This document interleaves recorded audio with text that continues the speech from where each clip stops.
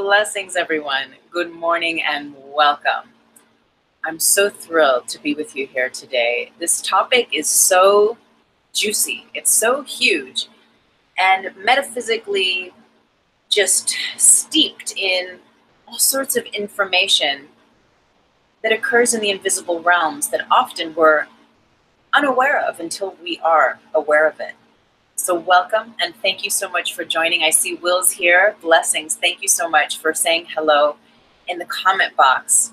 If it's your first time joining, I'm so grateful that you stopped by. And as always, there's new subscribers to this channel, and it just makes me so happy to know that our community is growing. These teachings, me and this little couch. So thank you so much, everyone. I'm so grateful. Today is our 4D Trinity live stream. And just to break down this idea of 4D Trinity and what it means, we're going to think about the Trinity, right? The Trinity of mind, body, and emotions. Then we're going to think about 4D, which is your spirit. Here at 4D Trinity, the divine blueprint of your higher self, of your self as a master, of yourself being able to be in the world and not of it, of yourself being able to have one foot in this world and to operate from the realm of love and light, yet to be building your stairway to heaven, to 4D consciousness, which is the consciousness that illumines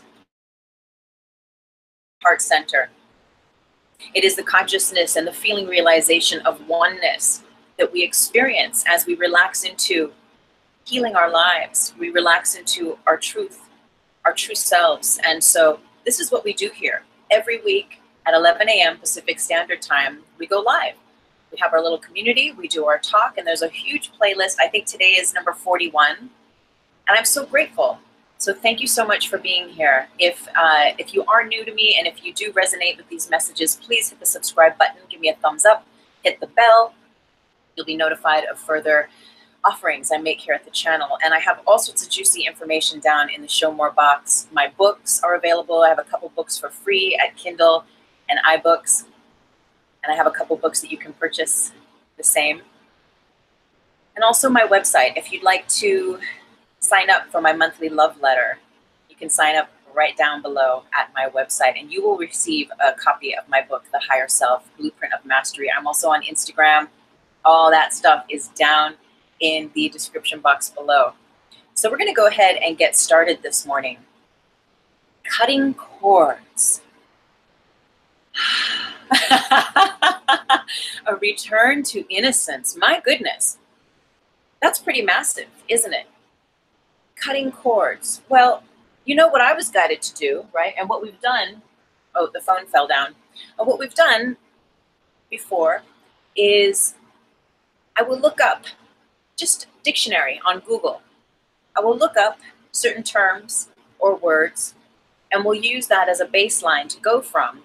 There is an idea, an aspect that there is an agreement between us all through which we have decided consciously, unconsciously, collectively, on some level, to what words, to what meanings are given to words.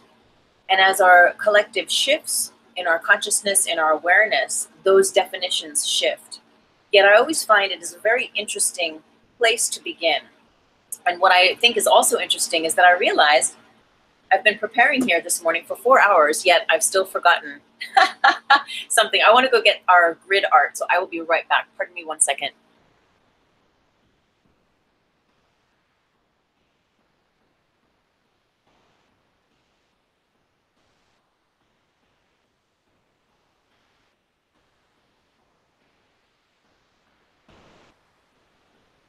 Okay, because we will be using them as a part of our journey today.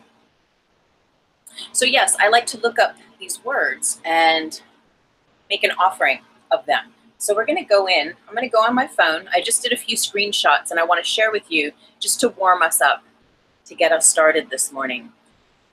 Because we think about we think about the word innocence, right? And what does that mean?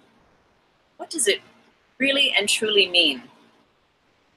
And so the first definition that I came across, which was just going through the dictionary on Google, the state, quality, or fact of being innocent of a crime, innocent of an offense. Okay, and then I went a little further and found some more definitions of the meaning of innocent and innocence in English.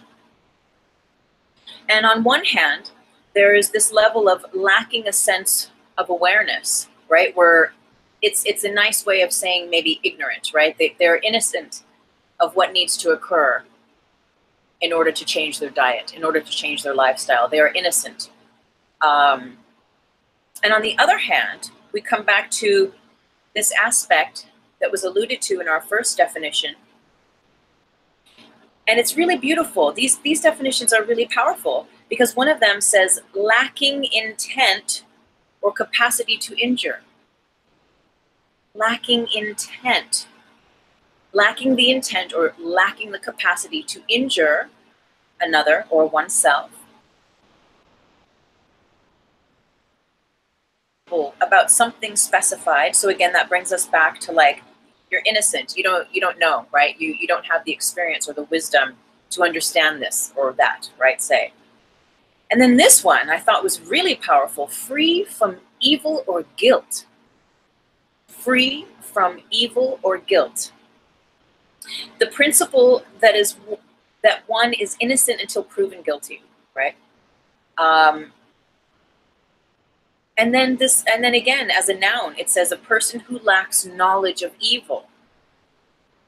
That is so powerful. A person who lacks knowledge of evil is innocence. So, and because, right, we're also talking about cutting cords, I went ahead and I looked up the definition to the word cord, C-O-R-D. And our definition on Google says that it's a long, thin, flexible string or rope made from several twisted strands. Well, right away, I thought about our matrix that we live in. I thought about our grid system that we teach and that we share. So many teachings through here at 4D Trinity. Where I like to use this piece, and I'll do my best to make sure it doesn't get too glary, that this piece of art depicts this idea of collective consciousness, this idea that every thought that we have, every feeling, word, emotion, and memory that we have is contained and stored in the matrix. And the grid, which stands for Generated Rhythms of Interconnected Dimensional Systems, is our new language of light that I'm here to introduce. And this grid system is the network of our collective consciousness. So this is the storehouse of where all of your memories, your feelings, all of those definitions of everything that's ever happened through time and space, and every way that we've all contributed to those definitions, those feelings, those experiences, this is where they're stored. And so as a storehouse, whenever we decide to, in the library of self, plug into a certain feeling, memory, emotion, person, place, or thing, what happens is your energy gets routed from you up in through the grid, connects to that thing, person, place, whatever it might be, and it then connects back to you. Now, by way of metaphysics, when you connect to that person, place, or thing, whether it's something, say you're studying physics and you're studying Newton, and so you're going back in time, right? You're traveling back in time. Or our beloved Aretha Franklin, who just passed away, you connect with her energy. Your energy is going up and in through the matrix, through the grid of collective consciousness, tapping into that memory or that aspect that which you are guided. Yet also, because there was a Newton, and God bless her, we know there was an Aretha Franklin, you are intimately, in a way, energetically connecting with that person as well, with the memory of them, or if they are alive, with that life force of them. And so it's a very interesting way that we begin to understand how we are connected. And so coming back to our definition of cord, ooh, it's 11:11. Long, thin, flexible string or rope made from several twisted strands. Now, I think that's interesting because in our next picture, if you can see, this I did ages ago. I don't know if you've ever done it. And I don't know if I'd recommend you doing it too often because who knows what the side effects might be. But, you know, back in the day, I did at some point where you put your face on a Xerox copier, you know, like your profile or something, and you hit, you know, you hit copy. And so anyway, I did this with a piece of my art, piece of my grid art behind me. And it came out as this picture that I use quite often to demonstrate. So here I am, right? Here's my profile. I know it's a bit dark, but you get this idea that from me, from my mind, are all of these lines of energy. And those are those grids we were talking about, right? Sending them out. And they don't just come from your mind, right? They can come from your cells, from your organs, from your chakras, from you know, wherever it is that it might be coming from. But in that way, again, to demonstrate the way your energy moves in the universe and the way the universe works. And so cord, again, C-O-R-D, cutting cords. That's what we're doing here today. Long, thin, flexible string or rope made of several twisted strands. Now, we don't have to think about this word twisted in a twisted or polarized way, yet it does make us think about the word cord and how even if there's one experience, you can write a volume of encyclopedias about one experience. Even if we think about one word, like cord, there's a whole sentence made of 1, 2, 3, 4, 5, 6, 7, 8, 9, 10, of 11 words to describe this word. And there's actually a few more definitions if I wanted to go on. So we use this blueprint, this idea to understand not only the grid system, the matrix, but how we are intimately connected, how we intimately connect to it and through it and to one another and to experiences, but also as a means to learn how to access that consciously to do the work. Now, as I was meditating, and pardon me, I'm flipping here through the phone because I do have 2 more things to read to you. As I was meditating on today's 4DT, I was getting, I just got some really cool stuff that I'm really excited to share with you. And my higher self, you know, I was sitting there thinking about the title that I was given. I didn't make the title up. I was shown the title for today's meeting. And I'm sitting there just sitting with that title, right? Cutting cords, a return to innocence. Cutting cords, a return to innocence. And then higher self showed me the title again, and it illumined the word cord, but it added the H. And as you know, I went to school. I lived in Ireland. I grew up in Ireland as a youth, and so I still say H often, which is how they pronounce the letter, as you say here in the States, H. They added the H. And I was like sitting there in my meditation going, wow, I love this. What does it mean? What is it all about? And what I was getting is that they were showing me that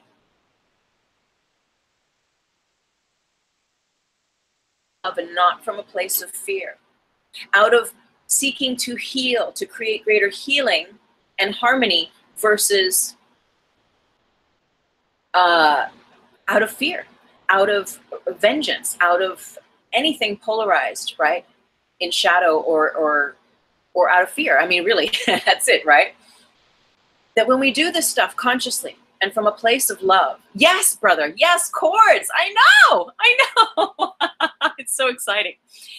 But they were saying that when we do that, that's how when we do that work consciously from a place of love, that's how we continue bridging heaven on earth. That's how we, right, continue calibrating, cleaning, and clearing, keeping that stairway to heaven polished and activated for our clear ascent. So let me read to you, right, cord. So then I was like in this meditation going like, I love this. I gotta look this up, because I had already looked up cord C-O-R-D. So here we go. Chord, C-H-O-R-D. A group of, and it says typically 3 or more, notes sounded together as a basis of harmony. And I said, there's the H, there's the harmony. And I know, right, we get into, and I'm going to do it today, and we get into etymology, which I really would love to study with you, Santo Spinacci. I'm just putting that out there. He's like the master. I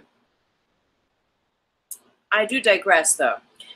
But sometimes here we break down words, right? And we find the words within words. And I know the word harm, because I thought, the word harm is in harmony. Is this something I should be paying attention to? And higher self is like, no, no.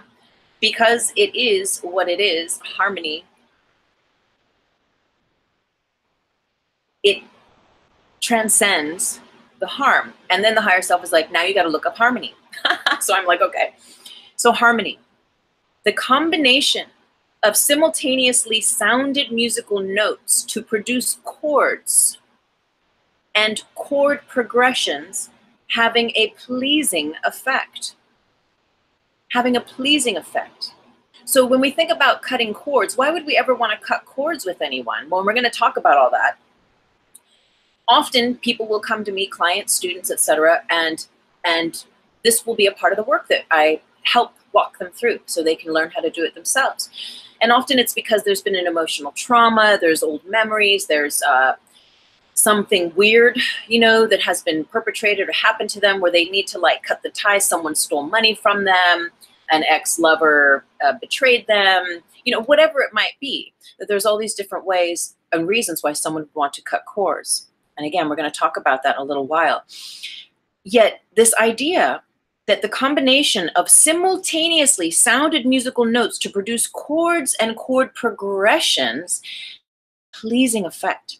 Again, that's when we do this work. When we cut chords, C-O-R-D-S, yet we do it from a place of love and of light and for the highest good of all, and we turn that chord into a chord with a H.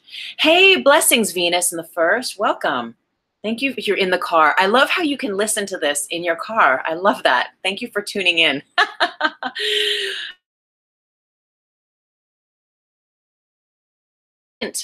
Part of this definition is agreement. So there's this, okay, and it goes on, accord, right? Peace, peacefulness, friendship, fellowship, cooperation, understanding, consensus. So I just think that's phenomenal. And if you're here with me today, chances are you might be like, oh yeah, digging this, you know, and my higher self, while it may have specific messages for me and for my path, it's one higher self that we all share. And much like our matrix, the grid, generated rhythms of interconnected dimensional systems that we are all plugged into, that we're all a part of in our agreement to be here on this earth plane. It's to be, you know, filtered through this 3D system. Yet ultimately, as we enlighten, we become aware that there's more than the world. And on that note, the God phone. I'm thirsty. I want to drink water. Let's see. Hello. Hi, God. Yes. You're hilarious. God's all like, do you like what I did with that chord and chord thing with the H? And I'm like, yes, I do. I absolutely love it. And I think the viewers are going to dig it too. You're hilarious. Yes. Thank you for reminding us you are contained in the higher self of all things and beings. I love that. I know. I thank you for the inspiration for today's talk, for today's gathering at 4DT. It's beautiful. Oh, I love that. God's going to have us read. We haven't read from A Course in Miracles in like forever. It feels like forever anyway, God. Innocence. Yes. Okay, we're going to break down Innocence with A Course in Miracles. I love that. Thank you so much. How are you? No matter whenever I ask God, God's always like, God is good. You the bomb, God. You the bomb. And God always wants us to remember or to come back to remind us of, again, this language of light, this way to think about or see about or feel about this word, God. Okay, because God is saying, right, if you look up the word God in the dictionary, which I haven't done, that would be interesting. Ooh, maybe that's for another show. Yeah, okay, that would be cool. What were you saying? Oh, yes. So if we look up the word God, that, you know, like we were saying, that one word to describe that word will have an infinite amount of potential words or definitions. And so that's what you're saying about you. Yet what you want us to offer here, what we hold space for here, yes, is this idea that God is the feeling, realization of oneness, this feeling realization that your friends, your family, your brothers and your sisters are yourself, are a reflection, are an extension of you. And what else? It is love without an opposite. It is love and only love. Love without the possibility of fear. Love minus. I like how you're saying minus. Oh yeah, that brings us to that chart. When did we do that? We did that on 4DT with the remember that, everyone? With like the binary, the plus and the minus and the going on either. Wow, I gotta look that up. Okay, but what were you saying? It's minus. Okay, love minus fear and judgment. So it's only love, love and only love. I love that. I love you too. God says hi and sends blessings. Namaste, dear God. Thank you. Yes, we're gonna read that right now. Right now? Right now. Okay. Blessings. Namaste. So that's exciting. I know there's a comment here. I'm gonna read this. Let me put the phone down. And sometimes I just get like teary-eyed up here. It's kind of this interesting thing. And I never get teary-eyed doing the tarot. Even when we do our tarot live stream, sometimes, you know, I do it live. But for some reason during 4DT, I'll just get a little teary-eyed. So wait, let me read this comment and then we'll look up our Course in Miracles. Cutting cords in order to clean up your frequency so that your keynote shines, rings true. I love that. You see, we're all composing together and I love that. Pardon me. It's actually a little bit warm here today, so I need to put the AC up. Okay. Where are we going? Course in Miracles. So I don't know if you want to read with me. Apparently, it's a little short piece, but it's chapter 3, page 38. And it's in the portion 2, Miracles as True Perception. And we're just reading a short little passage from number 3. When you lack confidence in what someone will do, you are attesting to your belief that he or she is not in their right mind. I'm going to stop right there. I have a story for you, as you know, and this is all in a bubble of white light. There's zero polarity, and I share everything that I share. As you know, I share a lot. I do keep sacred nuggets of my own personal, you know, aspects private. I don't give you everything. And nor should you, you know, or I'm not telling you what you shouldn't do yet. If you're on the path like me and you know really what you're here to do is to just bear all and through your story of life, shine the light, you know, potentially for others, but ultimately for yourself. Know that you can keep some sacred aspects for yourself. So all of this in a bubble of light.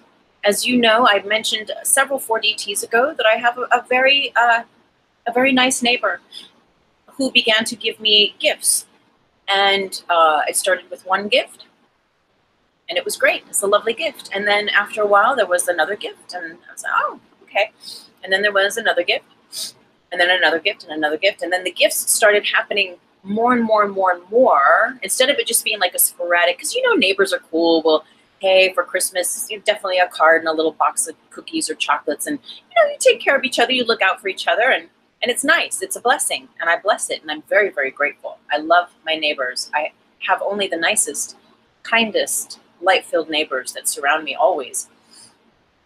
Yet what happened is that this gift giving began to happen like back to back to back to back, and I started feeling a little uncomfortable about it all. And it didn't feel right to me, especially that it was a male neighbor. And just energetically, I felt that this is a little too much. And it went from being okay to getting a little like, oh, this is happening a lot. That's interesting, to like, whoa, every day there's like stuff, there's like so much stuff that I just need to like put it in a pile and give it to the secondhand store because I don't want it. Like, I don't understand why am I filtering all of your stuff? Like, it got to that point where it just wasn't this, I mean, it was, I'm sure it is nice, but it just became too much. And I sat in my truth and meditated on it. And my truth said, you get to kindly ask this person to, in a namaste way, stop gifting all of these gifts. And so I did. And so he stopped. And we've seen each other and we wave, and it's all peace and it's all love and it's all light, because it is. And that's that. So yesterday, or this week, I was going to water the garden outside and on the patio. I think it was like on Tuesday night, I was going to water. And my higher self was like, don't worry about it tonight. Do it tomorrow morning. And I'm like, I gotta water though. We live in the desert. It's hot. And my higher self is like, just do it in the morning. And I'm like, okay. So I get up yesterday and I'm doing my little thing, and I go outside and I go around the back where I have to go behind the house to turn the water thing on for the hoses. There's 3 different hoses. They're all anyway, it's a whole thing. That's a matrix in itself.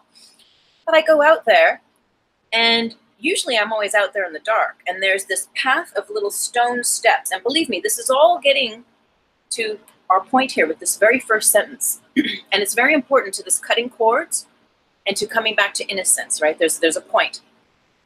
So I'm going back there, and there's these pathway of these little cement steps that lead up to the hose thing where you turn the water on and off. And in the dark, usually I'd just be in my flip-flops, sometimes even barefoot, just like going back there. And my mom's always like, you got to be careful of the snakes. And even last night at yoga, when I was wrapping up, the girls were like freaked out looking out the door when it was time to, class was over. And I was like, what's going on? They're like, ooh, well, last night there was a rattlesnake out front, so we all had to go out in the back. And I was like, ooh, that's powerful. So out in the desert especially, right, it's just like, you forget. You don't know what little snakes or little spiders or whatever things will be around. So I'm out there yesterday morning in my flip-flops, whatever, walking on the little step stones, going back to the hose. And I'm like, right? There's a dead rat. And it wasn't a mouse. I mean, with the tail, probably that long. And there's a dead rat, like at the precipice of that final step before where you do the hose thing. And, right, totally like a cartoon. I'm like, oh, okay. And I couldn't leave it there. I had to do something with it. So I got the shovel, found an item that I could put it into, to put with, there's a bunch of gardening branches and stuff from clearing the yard that will go with those, and it'll be, brought back to the earth. So I cleared it, and for a split second though, here's the point. For a split second though, my tar body, my fearful mind, my guilty mind, the part of me that wants to think that there's more to it, was like standing on one side, right? Here's my higher self, and then here's this other part of me that's over here going like, I bet it was your neighbor who left it there. And I was like, no. And my higher self was like, no. And this other part of me is like, wouldn't that be weird because you wouldn't take his gifts anymore? And because it's on the side where that neighbor lives. And I was like, so you can imagine, right? So we have these little things that create these cords that even though the situation was alchemically pieced out and it's zeroed, it's flatlined, it's plank position, there's nothing there but love and light. from that dead rat being there and me having to scoop it and do this whole thing to water. And thank you, higher self, for saying, yeah, don't go out there barefoot in the pitch black. Because I don't take a flashlight. I'm like, I love the earth. And I'm just like, I walk barefoot. I'm like, whatever, right? Unless I am told by higher self, take a flashlight, put shoes on. Otherwise, I'm kind of roll organic most of the time in that way. So, of course, the tar body on my shoulder wants me to create this whole drama about this neighbor putting a rat there for me to get freaked out. Like some psycho part in a movie. You understand. So this is life. How often does that tar body, does that shadow, does that dark part of ourselves want to like invite us out of the place of innocence and into a place of blaming others, into a place of polarity, out of trinary, which is our 4D consciousness, and back staying here in binary, which is our 1 and 0, love or fear, polarized reality in the 3D. Blessings, April. Woo! Everybody's here. All right. Family in the house. So, right, when you lack confidence in what someone will do, you are attesting to your belief that he is not in his right mind. So in that moment, and it took a moment because that tar body had brought that up, and I was like, and it took like probably an hour to go back and to like clear any residual subconscious, unconscious negative projections I have towards this person or weird whatever stuff. Like I'm like, I don't need that. I don't want to walk with that baggage. I don't need to rent out a part of myself to that. It's all peace. Like there's nothing, it's all love and light, period. Yet the temptation you see to believe that he was not in his right mind, to go to the length to do something like that to me, because I got to exercise standing in my true power and authority recently with him and say, thank you, but no thank you. I'm not interested in receiving all of these gifts. I do appreciate it, and God bless you, and namaste. You know, like it was really genuine, but I had to cut the cord and turn it into a chord, C-H-O-R-D. So, get it, got it, right? I'm going to read it one more time, and then we're going to go to the next sentence. When you lack confidence in what someone will do, you are attesting to your belief that he is not in his right mind, that he or she are not in the right mind. This is hardly a miracle-based frame of reference.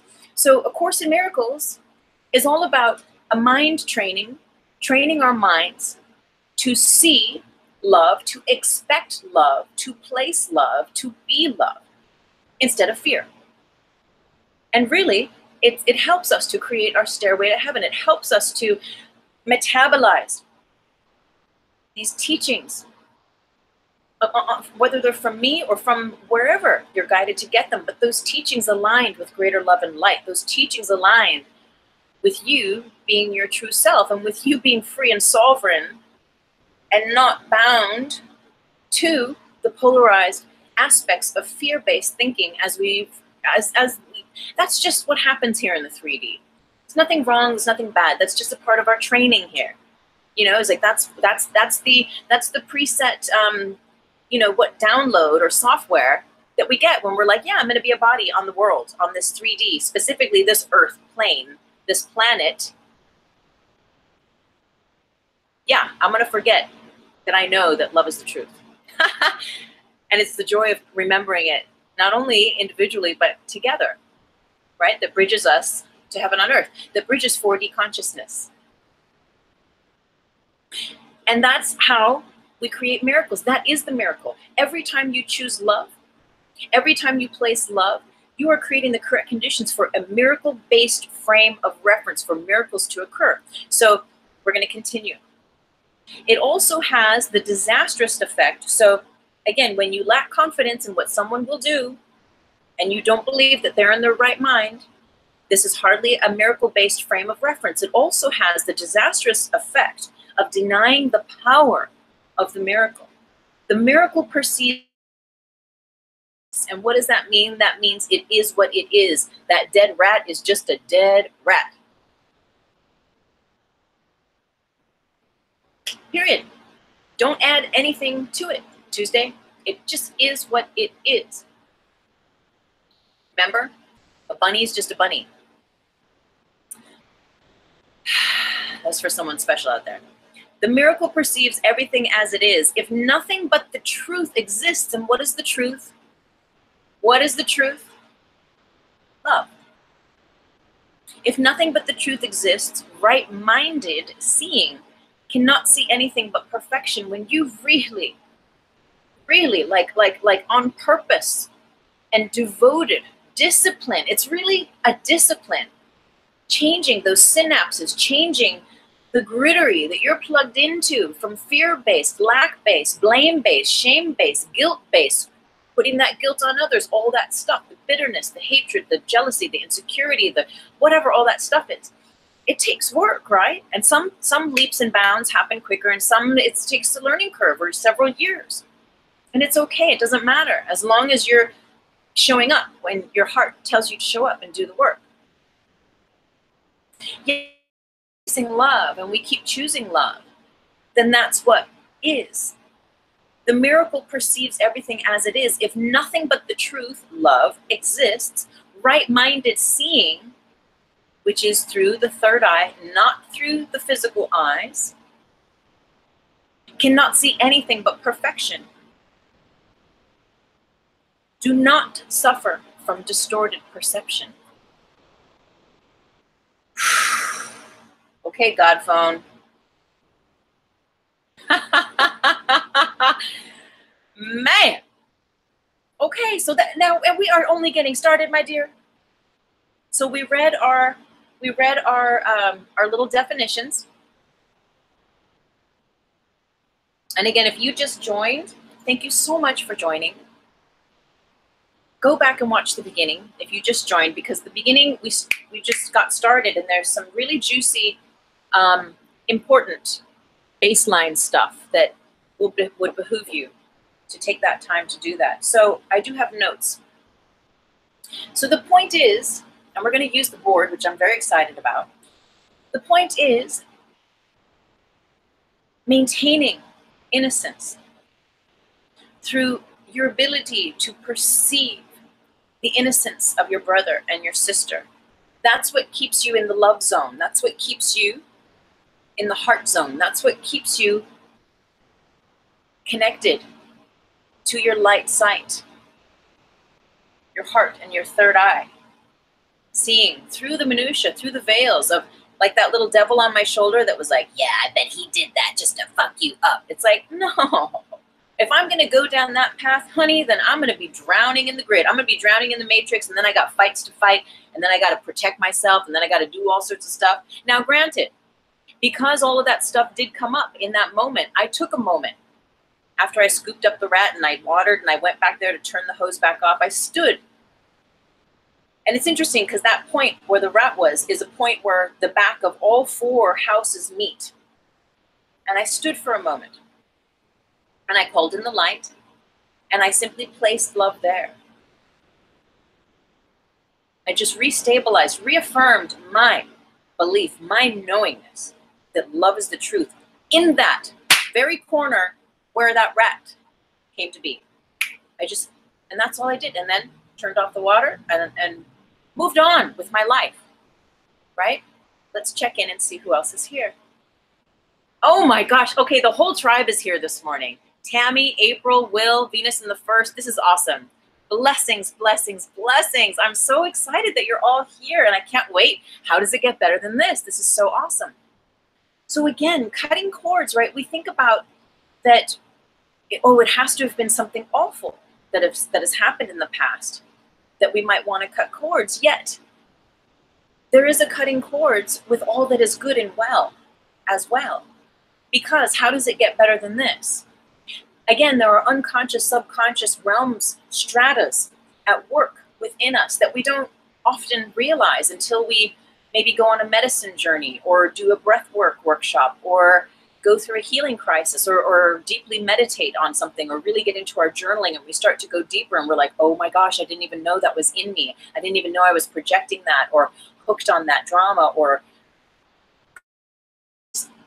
negative aspect through my subconscious strata of how I'm plugged in to the matrix, to the grid, and so co-creating that reality.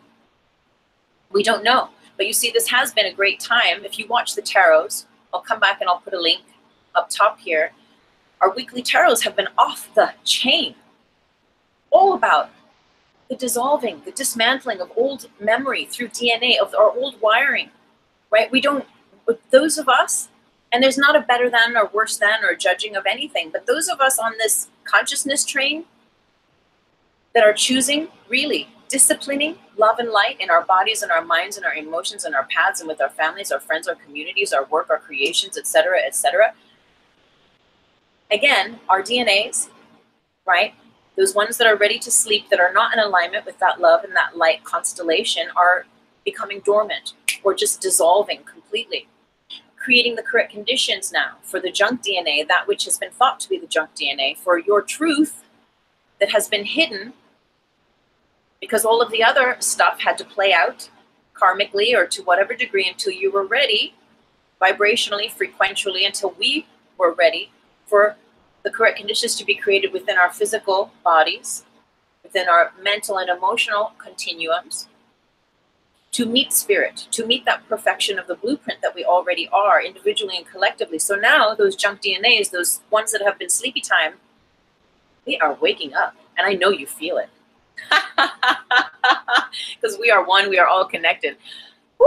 I've been feeling it. But so what happens is that we go, right, from being these individualized strands that have like all of these issues and these karmas, and we're all working out all of our stuff, but then we're working it out to such a degree that the tipping point shifts. And then my sleeping DNA become wakeful. Your sleeping DNA become wakeful. Yours does, yours does, yours does, yours does. And then they all start talking to each other. We create this constellation, a conscious constellation of love and of light. And that's what I feel that we're doing. That's what we are creating, the stairway to heaven through our own individualized path of healing, of choosing love over and over again. Yet all of our little stairways to heaven, all of our DNAs are bridging to create the constellation that is, yes, still connected to 3D, but that is bridging us into this plane of 4D, into the plane of trinary, into the plane of Christ consciousness, into the plane of compassion for your brothers and sisters, into the plane of greater love and light versus fear and panic and stress. We're getting over that. We're rewiring. And so we're learning how to rest in love. We're learning how to see with our physical eyes and the third eye activated. We're learning how to see in the light. We're really good at seeing in the dark. We've been seeing in the dark for a long, long time. And now, individually and collectively, and as we do, and as we keep opening our hearts, we are lighting up that constellation of 4D consciousness, of love and only love. And we're learning like shamans, like alchemists, which is so exciting. We're all doing it together. We're holding space together. We're learning how to have one foot in the world being, you turn on the news, right? We're learning how to bridge and be in the world, yet not be of it. Have one foot in the world and one foot in the 4D, in heaven, which is not when you turn on the news, but which is when you turn on and you meditate. And I'm not saying not to watch the news. Do whatever you want, right? Yet there's this aspect where there are two very different places to reside. And so we're learning how to frequentially hold the space of our new atoms.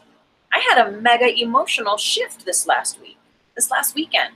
I mean, tears, energy letters, woo, burning them, putting them in the mailbox, crying. I mean, like hardcore. Yet when you do this work enough, when those cycles come, you realize you're not afraid. You're like, bring it on. I'm fucking over it. I place love there. You know?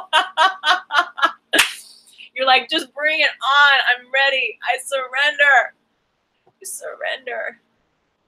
Because you know you're coming back. A return to innocence. You're returning to innocence. Returning to your truth, to the truth of love and light. So yes, getting back to, can you cut cords with those that you have a good relationship? Like, you know, yes, you can. I even did that this weekend with all my energy letters and this. I did my own personalized, massive, mega emotional healing ceremonies this weekend. And even with those people that I adore, that I have no polarity with, that where there's really only love there and goodness and pureness, still I cut those cords. I cut everyone. I'm just like, I need to flatline here. I did flatline. I just zeroed out this weekend. It was pretty heavy. It was a Kundalini experience. I can't wait to write. I feel like what's guided is, you know, as there's so many things that I feel guided to write, but eventually, you know, just like a book of little stories of Kundalini experiences. And maybe I'll ask you all to contribute your own stories and we can publish something together. I think that would be lovely. And that's just coming through now. I think that would be outrageous, actually, really cool. The point is that even with those that I love and adore, I was just like, in love and in light, cutting all the cords so that I could come back to just really like, who is this Tuesday? Like, what am I? I am that I am, yes. Yet in this 3D, like let me just release everything and everyone and everything that I think I know about everyone and all this everything. And let me start from zero. And so like that, with your husband, with your wife, with your children, with your creative projects, there doesn't have to be something wrong or hurtful or painful from the past in order for you to cut the cords, in order for you to return to even greater innocence. It's actually very, very powerful. And equally, yes, we're going to talk about those incidents where you have been hurt, or there's an old relationship and you're like, man, it is so done, but it's like here in my aura still, or there's still like a cord connecting me to this person. And it's like, who would I be without that? Do I really still need to be plugged into them? Do they really still need to be plugged into me? An X or 20 X's, depending on how much fun you've had in the past.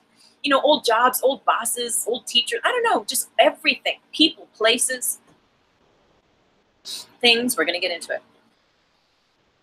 Right? Now, and it's interesting because I've had clients where this has come up and where I've invited them, when I see there's a comment, I'll read it here shortly, where I've invited them to, you know, to go through this in a meditation with me, you know, where I'll guide them through. And not everyone, but there's a handful that I recall that they don't want to do that. And I've said, well, why? And the answer is always, and it's always, these things have always been specific to, you know, not addiction from the past, but of a current relationship. And actually, it has always, whenever I've met resistance, it's been because the individual does not want to cut the cords from their husband, their lover, their boyfriend, their girlfriend, their wife, because they're afraid that that's going to free that person and that person's never going to come back. That's how powerful it is. That's how powerful it can be. I have a client right now who does not want to write an energy letter to her current partner because she feels that even if she did that, that it would create such a metaphysical, invisible environment for things to shift that she's scared to like move energy in that way. So we get to be willing to trust ourselves, to trust when we're guided to cut cords. You don't have to do any of this, right? Sometimes you might just listen today and have it and put it in your back pocket as a tool. And when you're guided later, or you know, whenever it is, you're like, oh, okay, let me do that, you know, in my meditation and whatnot. And we're going to end later with the meditation. And we're going to actually do it. Yet, understanding that even cutting cords with those that you love, what's happening is you're delinking your energy from them. You're delinking their energy from you and placing love in the space in between you. So even if there's already love, husband, wife, husband, boyfriend, lover, whatever it is, and we're talking specific relationship, person to person thing, mother, father, son, grandma, you know, uncle, aunt, cousin, whatever it might be, that you can cut those cords, place love in the center, and let that recalibration, that relinking happen in even more beautiful ways. And you see, that's the gift. Because if it's meant to be, if your husband, your lover, your boyfriend, your friend, your cousin, your whatever it is meant to still be, you guys are meant to still play and orbit and be in each other's lives and share love and lessons and healing and just life, good pasta, whatever it might be that you're here to share, it will stay. If it's real, it will stay. And you see, there's the kicker. So if there's resistance, where in your subconscious do you feel otherwise? And is it you putting it there that you think the husband's going to not want to stay? Or is it something that you're picking up on from them? Why is there fear there? So it's just an interesting psychological, conscious, unconscious, subconscious thing to consider when you're unwilling to cut the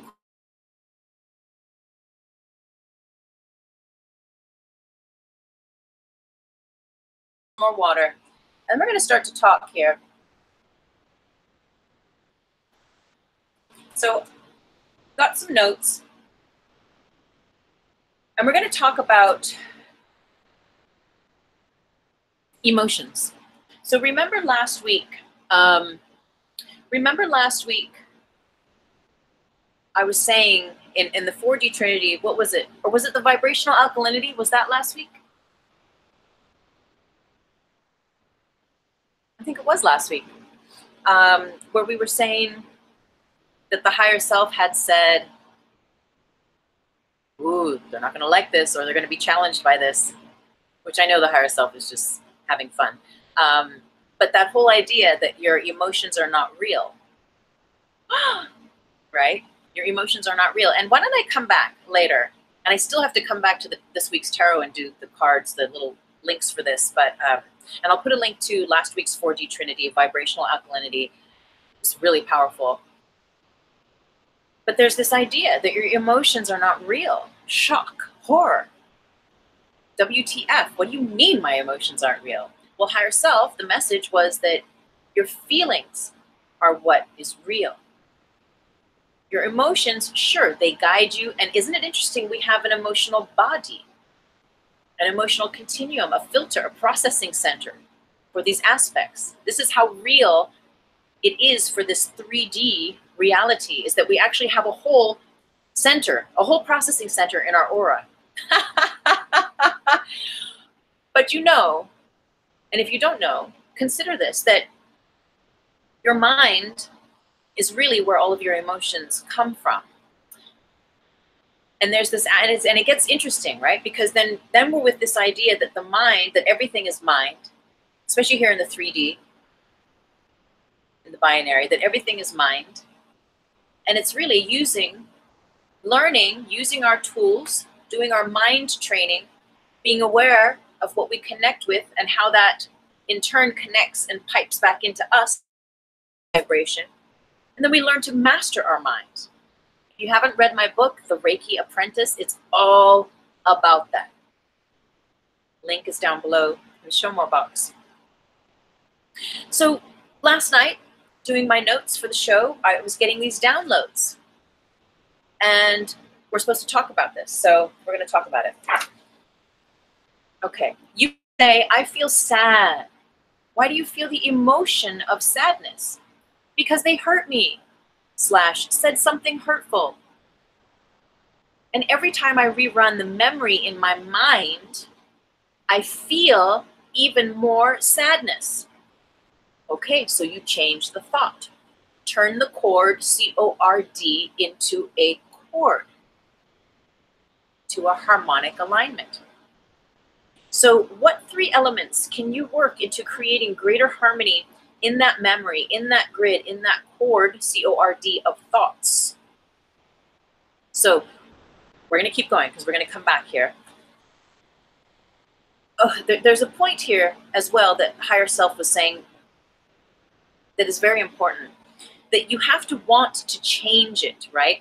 So you can go in willy-nilly to a healing. You can go in willy-nilly and be like, I think I'm going to cut cords, you know, and maybe some cords will be cut for the highest good. Yet, like an addict, my grandmother drank beer. I mean, I have memories of grandma, and it's all in a rose pink. I've got to put her in a rose pink. All grandmas. Put them all in a rose pink bubble of love and light for the highest good. But, you know, she tells me these stories. She hasn't had a drink in like 50 years or something. Just her mid-90s. Still going strong, healthy, independent, driving, walking. Amazing woman. Sharp as a bell. And, but for years, she drank. And my memories, my childhood memories are of being with her in the car. Remember 8-track? I don't know how old we all are here, but 8-track recorder cassettes, those big, huge, they were almost like half the size of a VHS. You would have like a thing in your car, if you're too young to remember, a little description. This is like your cassette tapes were like these huge chunky things, you know, with these big buttons. But grandma would have Elvis. She'd have the Beatles. But she'd also, and she'd be blasting it with the bass up high. And now I know where I get my, like, when I'm like cruising, I've turned the bass up in my hip hop or in my, whatever I'm listening to in the car. I'm like, oh, grandma's, you know, grandma's divine influence. But besides all her music blasting all loud, and there were no seatbelts regulations back in the day. Honey child, she'd be drinking a beer in a car. Okay. A beer here, a beer there, always a beer. So grandma drank beer for many, many years. And then something changed. And she knew she had to stop. She knew that they got to a certain point that she couldn't, if she really wanted to live, she really wanted to live. And not just live, but be healthy. Be in her power. Be in her center. Be a master of herself. And now these are my words, of course. That had to change. That addiction had to change. Her relationship to that substance had to change. She had to cut the cords.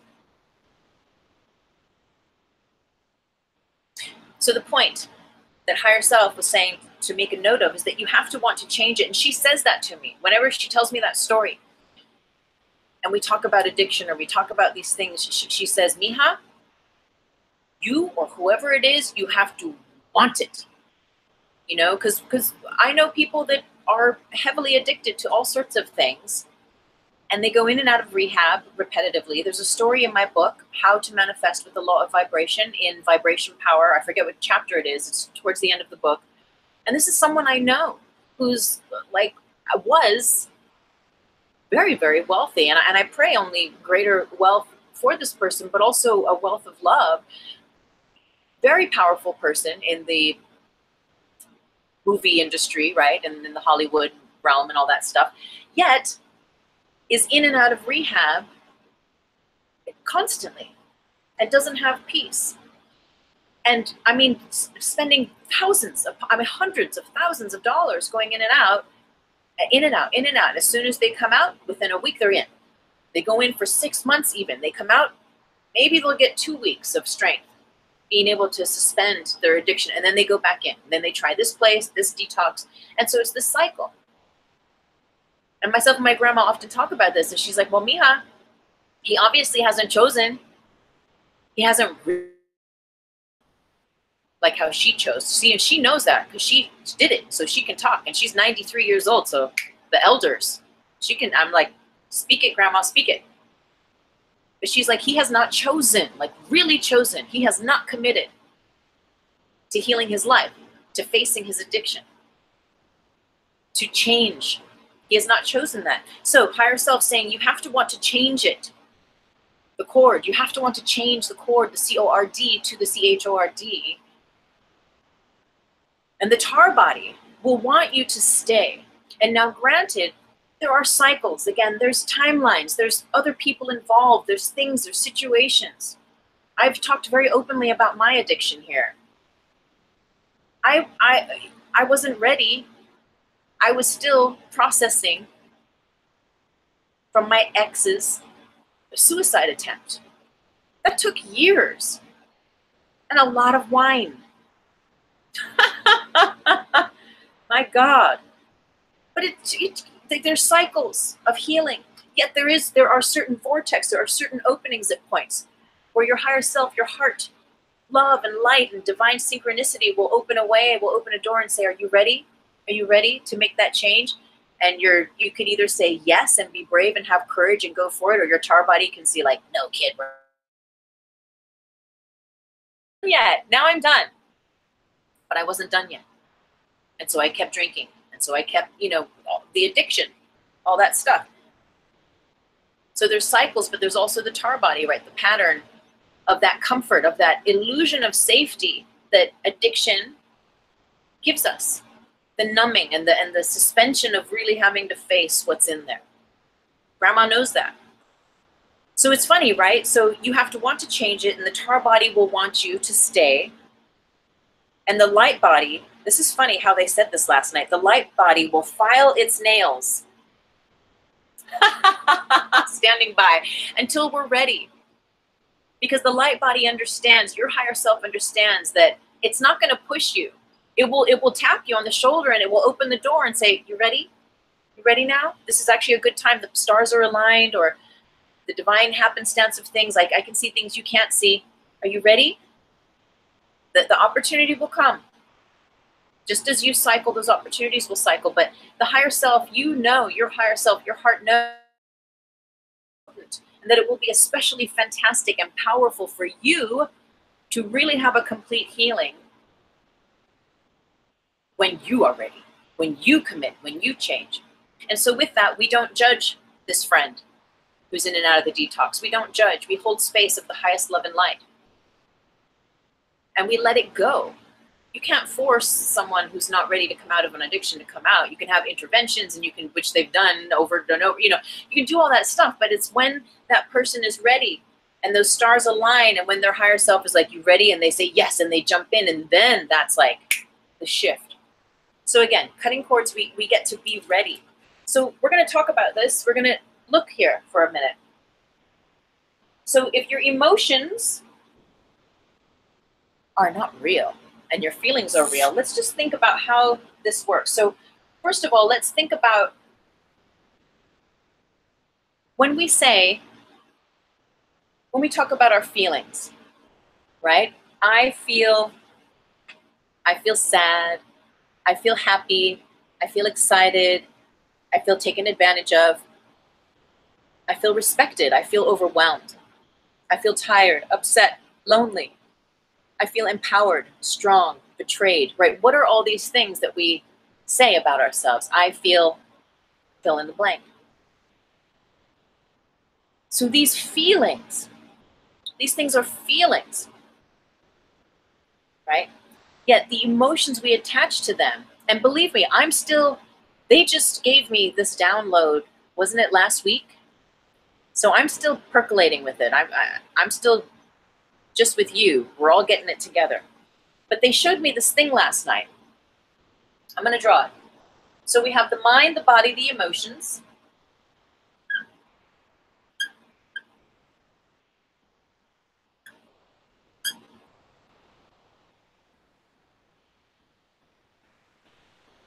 Okay. And then we have our feelings.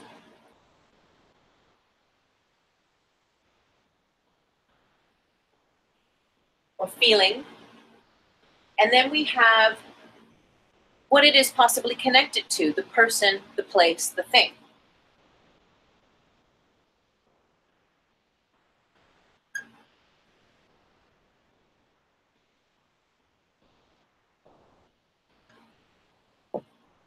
Read that.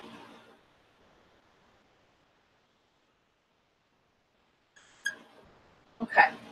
So what they were showing me last night is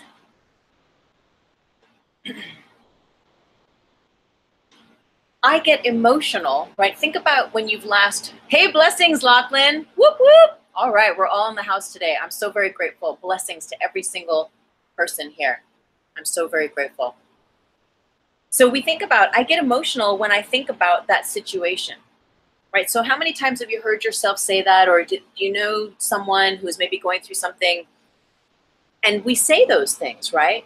I get so emotional. Every time I think about it, I just, right? It triggers your system.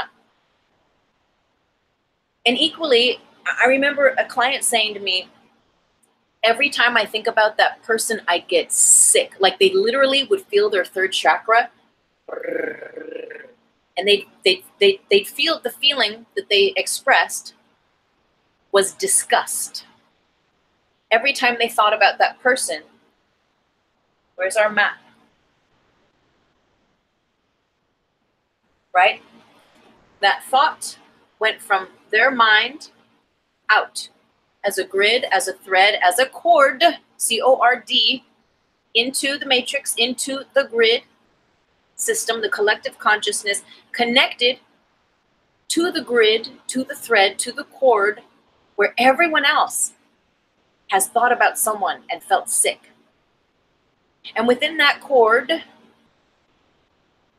their energy connected to the feeling of disgust. And it connected them to that person with whom they had that experience with, the memory with. And so they were all bound up. You can see that, right? Little stick figure, having the thoughts, connecting them to the collective consciousness, all of those thoughts, those feelings going out through time and space, creating the reality by connecting with other like frequencies, like attracts like vibrations, and then having that energy pumped back into them, because that's what you're plugging into, that's what you're deciding is real for you, and that's what creates your reality in the 3D. But that's what we're doing here, is we're learning how to become aware of that 3D and discern, not judge, but discern. The higher self discerns, right? The 3D personality ego version of ourself judges, creates separation. Discernment allows oneness, yet is from a place of love. And as we know, love says yes, but love also says no thank you at times. And we're learning to be okay with that. We're learning to master that within ourselves and within situations with people, places, and things. So in this way, you have your feeling, you have your mind, your body, your emotions, right? These aspects of self. You have a person, place, or thing. So if you have this memory, so think of one thing. Think of one thing, we'll take a moment, that activates you, right, in a polarized way. Think of a situation, maybe there's something from your past. It's a person, it's a place, it's a thing that happened, it's an actual thing. Like my neighbor kept giving me things, and like this was a person that kept giving me things. Maybe there's a place, something happened at that movie theater, at that park. There's a place where you have a memory connected to that holds polarity, that holds weight, that every time you think of that place, you feel scared, you feel fear, you feel whatever it is. That at work, a place, work, every time you think of work, you get stressed. Okay? So think of that one thing, and we're going to keep going. So I get emotional, illusion, emotion, not real, based from a place of stress and fear. I get emotional every time I think about that situation. Well, when you think from the mind about that situation, you give rise to the emotions, feeling sick, feeling literally in your physical body, feeling scared, feeling fear. Every time I think about that person, place, or thing, I feel the emotion of sadness. I feel, my emotions make me think that I'm feeling sadness.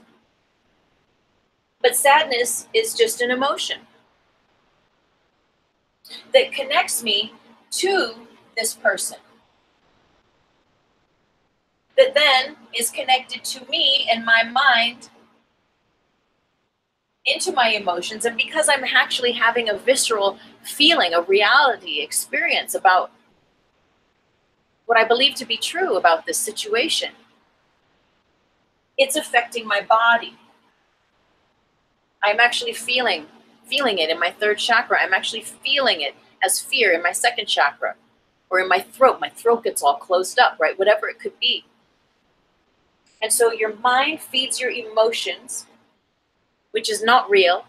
And we know as long as we're in 3D, it's all mind. And so we learn to master our mind. But as long as the emotions are running the mind, as long as we are not honoring those aspects that make us feel those emotions that are polarized, that keep us in the binary, and we don't do anything to heal, to elevate, to transmute and alchemate emotions, then we think our feelings, we think our emotions are our feelings, and they're not. Feeling is rooted in love. And feeling, yes, you can have feelings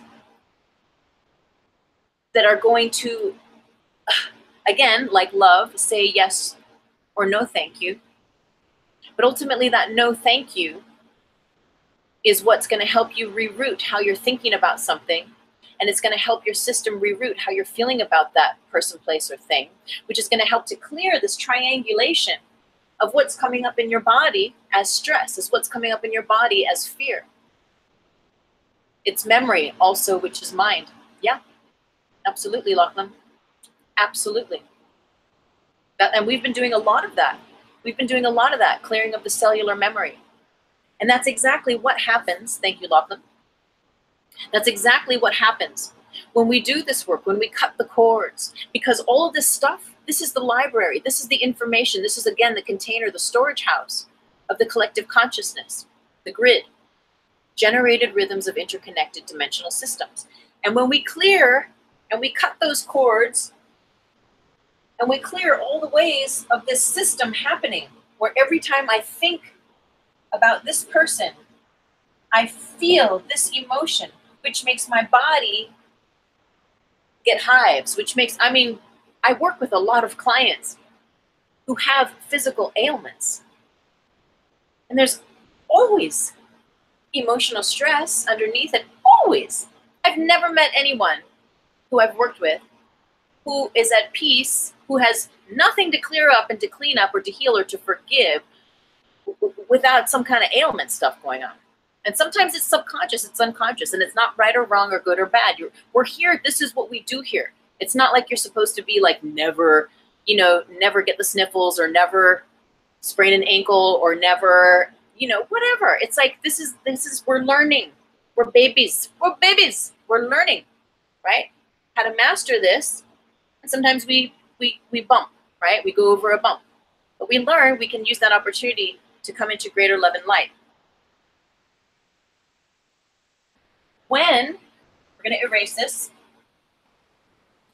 when we think about the grid system, and I love drawing it like this. Let me turn around here.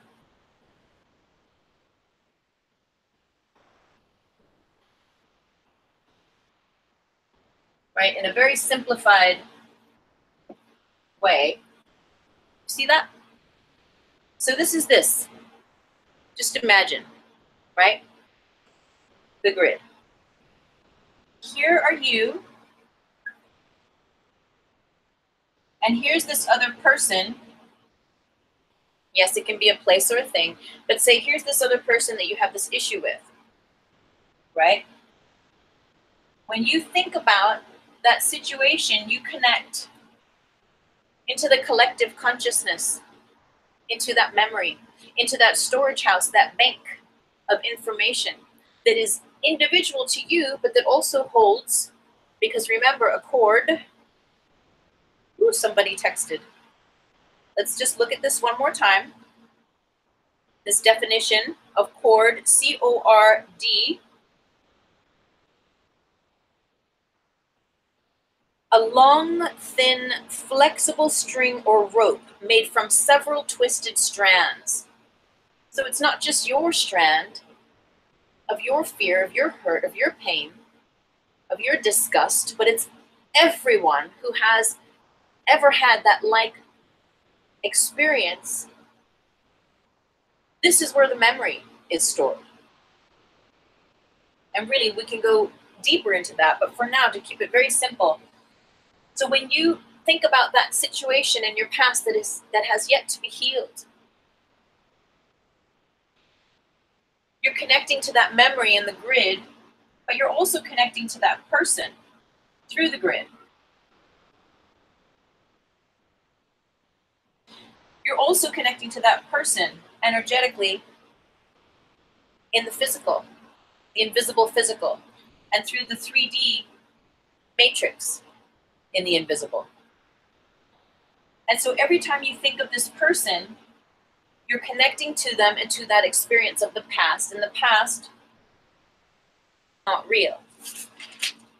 The past does not exist.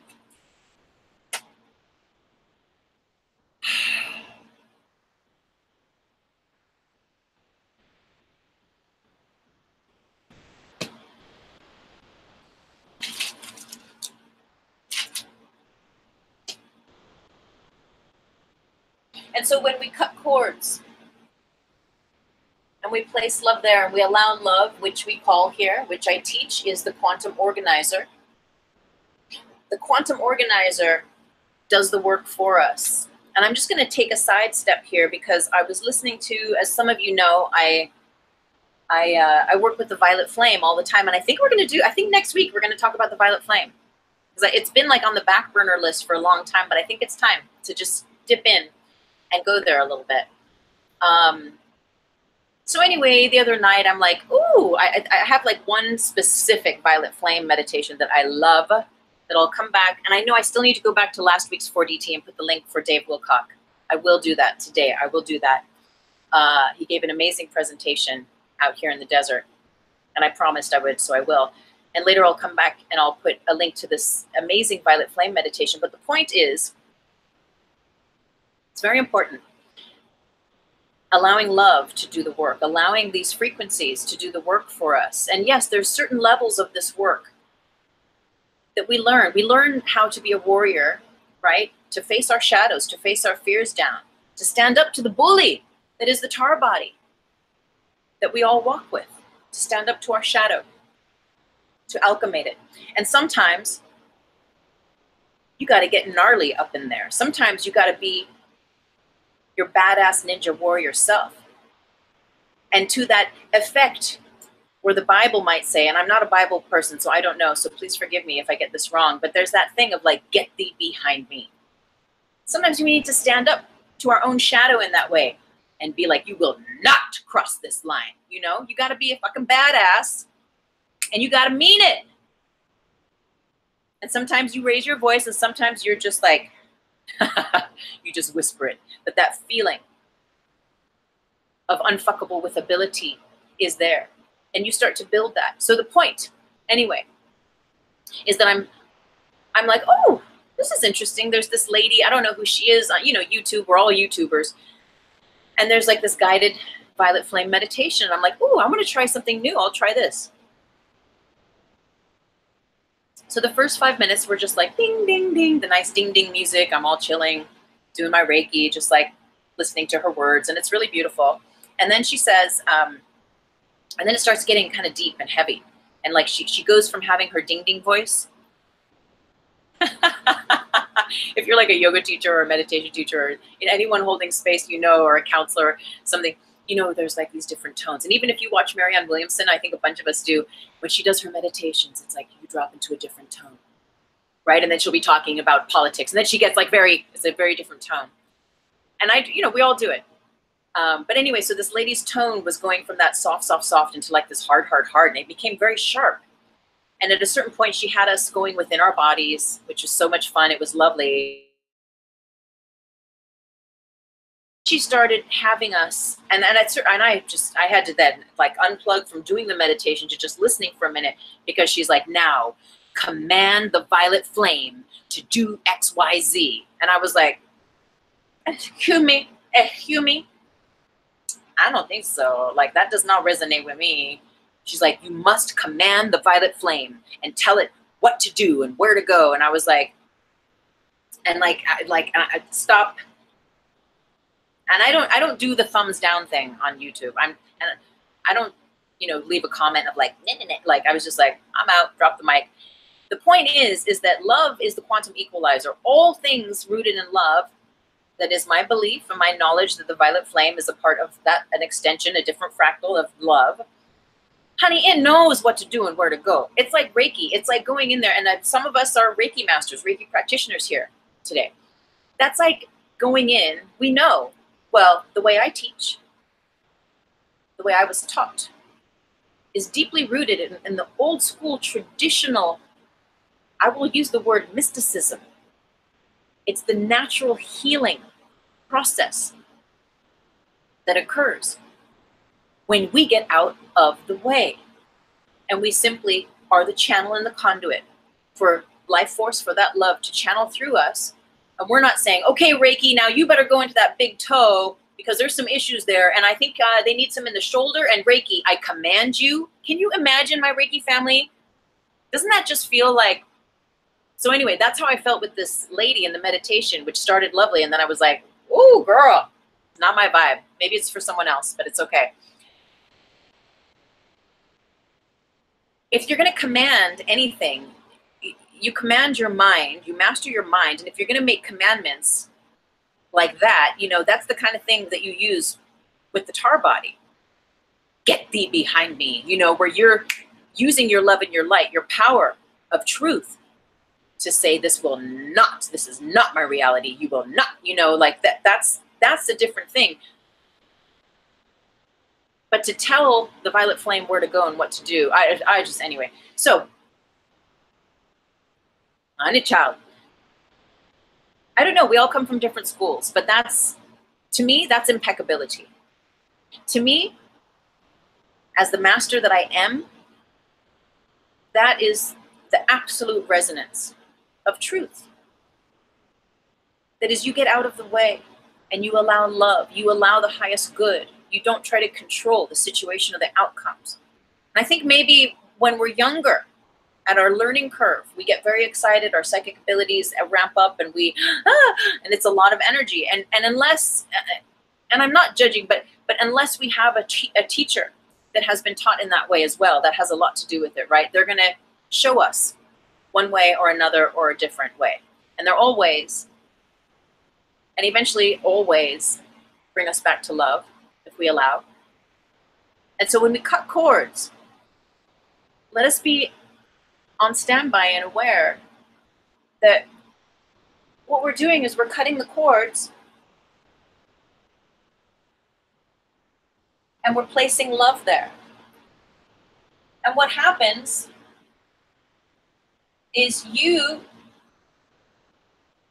to the degree, because you can cut cords, yet again, if the karmas, if the cycles, if the lessons, if you're not really in it, remember the Innocence was speaking to this, that we read in A Course in Miracles, that it's like, you got to fully, or did we read it? Oh my God! I think it was a different part, and I don't know if we read it, but it was about, there's a difference between partial innocence and full innocence, just how there's a difference between partial forgiveness and full forgiveness. With that story I told you earlier about the rat and the neighbor, I could have partially put love and light there and still allowed that crack in the doorway for tar, for shadow, for fear, for stress, for things that are not going to keep me rooted in love and light to get in and disturb the field, that space. Or I could just hunker down and be like, love and only love. I'm going to forgive. I'm going to see innocence here, and innocence and only innocence. And remember, innocence is lacking sense. We haven't done that part yet. Let me just read this. Okay, innocent, yeah, we didn't read this earlier when the God phone and the thing, but there's just sentence 1 of part 2 in chapter 3. Innocence is not a partial attribute. Innocence is not a partial attribute. So when we choose to cut the cord, we return to innocence fully. Again, there's that flatlining. There's that 0 point. There's that cutting cords and really letting go. It's not partial. It's not like, well, I'm going to cut this cord, but I want to keep this part because it makes me feel safe, and I'll cut all those other parts of it. But this one thing, it's like, no, let it all go. That's when your full power and authority gives rise to the correct conditions for love to maximally create those miracles of healing, mind, body, emotions. And remember, your mind is intimately connected to your emotions. Your mind drives your emotions. And for the sake of these last couple 4DTs, your emotions aren't real, but they're a part of the grid. They're a part of the 3D. They're a part of the trinary that give rise to the continual illusion of here. So again, we cut the cords, and all of a sudden, woo, I'm free, you're free. All the ways that we have been connected subconsciously, unconsciously, energetically, invisibly, metaphysically in this world, they're gone.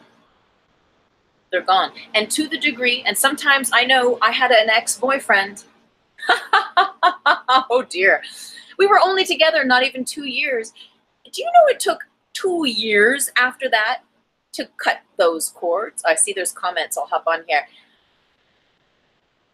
I remember there was specifically 7 rounds. I had to do 7 personal ceremonies of cutting cords with this individual until it was like done.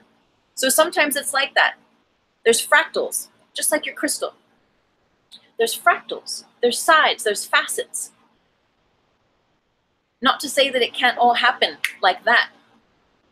Boom, and it's done, and you're like, whoo, let me burn some sage up in here, right? But sometimes there's cycles, there's work, there's lessons, there's karmas, there's other things that we don't always know what's going on. So we're going to make a list, and then we're going to meditate. Let me read the comment here. Okay, no, they're the same comments as before. They're the same. So again, coming back to, okay, so after we make our list, just to identify again this idea of the difference between cord, C-O-R-D, and the word chord, C-H-O-R-D. Once we make this list and just kind of sit with it, digest it a bit, then we're going to think about our sword of discernment. So in the back of your mind, now, if you are in resonance, when we do our work and our meditation this morning, this afternoon, you will be accessing your sword of discernment. And your sword of discernment is the sword of your higher self. And it is only that sword that is used from a place of purity, from a place of truth, from a place of your heart. It's the sword that a master would hold. It's not the sword that your tar body would hold. They're 2 different very swords. If you just get like a vision, a feeling, a sense of what that even means. So while we make our list, I invite you to consider, you know, and often, what I'll also invite you into is that often, when we sit with these aspects, the higher self will show you. It's something that you already know that's inside of you, not something that you will conjure from your mind, but your higher self, if you take a moment, it will show you what your sword looks like, right? And if you don't get that right away, I mean, there's nothing wrong with visioning it or trying to think about it yet. It's already in there. And ultimately, you'll come back to it if this resonates, and this is a practice or a tool or something that you're guided to be with later, is that eventually, as your connection between yourself and your higher self becomes clearer, and your ability to get those divine downloads and to see the visions that higher self has for you, as that becomes clearer and clearer and clearer, what you'll realize is you'll be like, oh yeah, the sword the higher self has for me is way more amazing than the one I've been conjuring, or it has a lot more power. And so you can ditch, or the old one will just start to dissolve as you come into an awareness of that sword that your higher self walks with. You know, the sword your higher self walks with is for cutting cords, is a sword of discernment, right? Not a sword of judgment and separation. So Lachlan says, I healed an Israeli woman who was diagnosed blind overnight for my first distance healing when I was 15 using frequency healing. So true. Surrendering to that power can bring miracles totally. I love that. That's so beautiful. When you were 15. I know, and isn't that amazing, Lachlan? Because like we're still only in our 20s now. You know, and by the way, I did watch some of your videos, Lachlan, and I love your accent. I just can't figure out though if you're British, darling, or if you're an Aussie. Do tell, do share if you're guided. But I love your accent. Oop. Okay, so let's just review this. Think about your sword of discernment, or feel rather, right, into, let it bubble up, what it might look like. Maybe you have a sketch pad. Maybe you're like, oh, while she does this list, whoa, what's going to channel through? What does my sword of discernment look like? So cord versus cord. We're just going to look at this because there is a difference.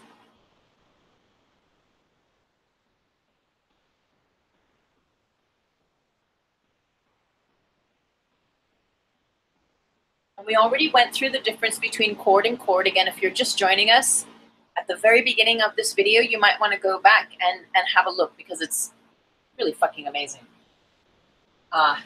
What I mean is that the information gathered and shared is very amazing. So cord and cord. Cord, C-O-R-D.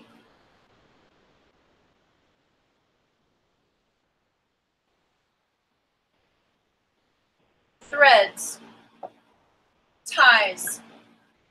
And if you want to chime in, feel free to, if you get more words that you feel are defined as, or that resonate as either one, you can let me know in the comments.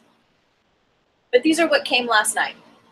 Threads, ties, binds, grids, matrix, stress, past, memory, emotion, illusion. How far down can I write? Let's see. Illusion,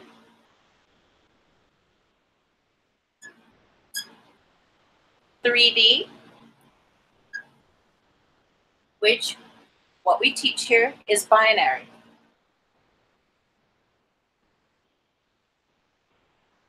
Binary.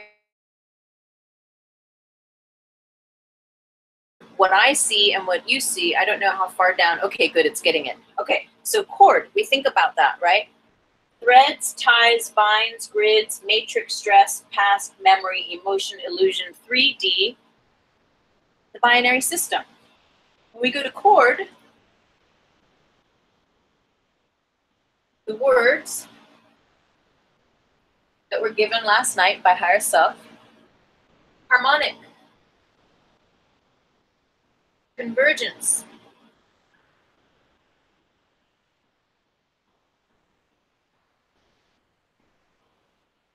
and forgive my spelling, you know, I did tell you I went to school, Velcro. That's obviously for the 3D, right, boo? I went to school in Ireland, and they do spell things differently over there, but also I dropped out of school. So if some of my spelling does not meet up to the standard, forgive me. Maximal love.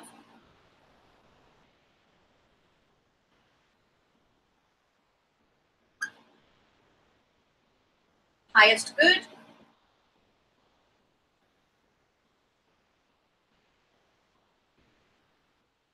innocence,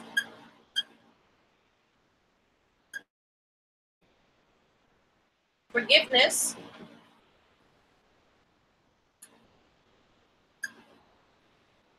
see, like, I don't know if that's supposed to be there.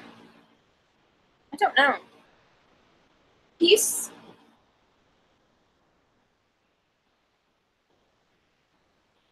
the now moment,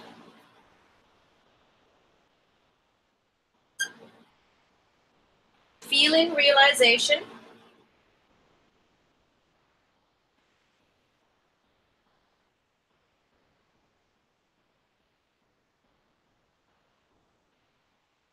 truth, 4D, and trinary.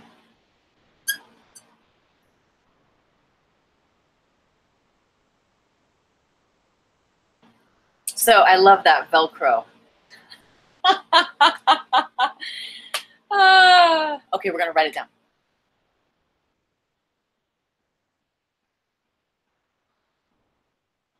I think it just fits there at the bottom. Thank you, Will. So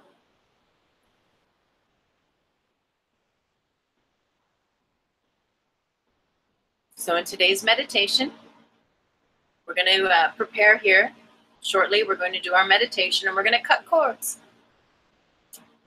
And we're going to allow love to alchemate, to shapeshift, to serve in the transcendence and the transmutation of these ties that bind us and keep us bound to the memory of the past. Because the cords, the grid, the matrix is all about the past. The now moment, the 4D, the trinary, the namaste consciousness that we teach here at 4D Trinity, that I teach in my books, is all about this. The now moment. Yes, again, we learn how to master our minds. We learn how to be in the world yet not of it. And as we turn our cords into chords with the H, with that H that helps to bridge heaven on earth, we learn how to straddle in balance, having one foot in the world and one foot completely out of it. And in fact, the tipping point shifts to such a degree that once you become removed from the world, yet you're still a body here. Remember, we talk about this. I'm so excited to write about this. That your atoms begin to disappear. The more that you release and cut cords from the past of all those memories and allow only that which serves your highest good to stick, to stay, no forcing, no commanding, no controlling, allowing, right? That's how we manifest here. I write about it in my book, How to Manifest with the Law of Vibration. And allowing is one of the keys, one of the 4 steps to manifesting with the law of vibration.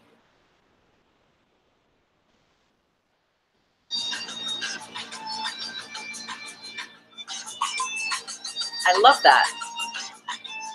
You know, I do that on purpose. I'm going to let them leave a message. That's the Irish consulate. I love that the convergence of that, the chord, I love the chord of that. Because I have questions about my Irish passport, and I'll be going back next year. So anyway, that's cool. I do that on purpose. I leave the phone on because to me it's always a very interesting, and I don't do that when I have clients. But when we do these shows, I'm guided to leave it on because I feel that it's so interesting to just be aware of like what grid is converging with the information that we share at this time. So again, we go from living in the world to bridging heaven on earth. The world is 3D. We learn to love it, bless it, and be able to master ourselves, our minds in it. And also make peace with it to the degree that we don't have any mind about it, that we don't have memory about it. Or the memories, we'll say, that we do have are in service to your great joy, to your great health. And any inkling in memory that there is regarding anything that has to do with violence or war or fear or pain or hunger and all of these 3D things, you're able to see all of that and honor it and follow your guidance. If you're called to get people to sign petitions, if you're called to be Doctors Without Borders, if you're called to, if you're a dentist. My dentist that I used for years, every year she'd go to Nicaragua for free. She'd pay her own plane fare, pay for her whole stay, and she would do like a 3-week thing where for free she would serve hundreds of small children and do dental work for them for free. That was her service. That was her way that she was guided to give back, to be of service in the 3D. That was how she bridged her 4D, though, with her 3D skills and divine guidance. So we turn our cords into cords, right? And today we're going to be cutting cords, releasing those ties that bind, creating greater harmony, making invisible the past and the memory of that which has been, releasing the atoms that coagulate, that bumbulate. What a word, bumbulate. They keep us bound, right? That are very gravitatious. The grids are gravity. And they serve us, right? They're kind of like our moon boots. It would be, you know, I mean, while we're here in bodies, right, we learn how to master our minds. And so have fun. We learn to like see through the veils of like the pain of the war and the Illuminati or the whatever all that stuff is or isn't. Whatever. You get less mind. You have less mind about it all. Less judgments, less things that are going to rehook you in and keep feeding the wheel, right? We go here. And we find a balance because while we're in a body, yes, there's a certain level of gravitation that is required. If as long as we're going to be a body and be a human and do this incarnation, unless we're going to transcend and become an ascended master and go into the angelic realms and such. Yet, what I know, a part of what I'm here to teach is to just dispense these teachings to help us learn a new language, do it for ourselves, to learn how to be free enough of the past, of the pain, or of all those things that are hindering us from our truest divine love and light, so that we can experience heaven on earth, so that we can experience 4D consciousness while we're in a body on this earth. Begin to explore, as I say, that orgasmic life. I mean, it feels so good when we've cleared pain and that memory of the judgments and the separation consciousness, and we just start to merge into unity consciousness. Your life changes, your timelines change. Everything feels good. Everything tastes good. You begin to laugh more. Your health becomes better. Your ability to overcome your addictions, your patterns becomes strengthened. You get your superpowers. You become the alchemist.